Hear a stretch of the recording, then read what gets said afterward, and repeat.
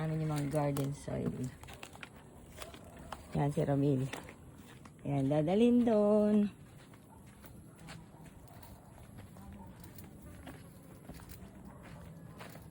Yan, mag-garden na kami ng pechay.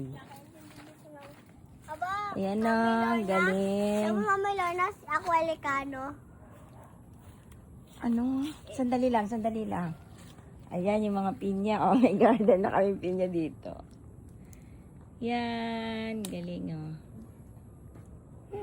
Ang sampay ni Mark oh. Gusto ko magdala. Kita tuloy. Oh, kunin mo na yung ano, yung hose. Dali. Saan ako kuha?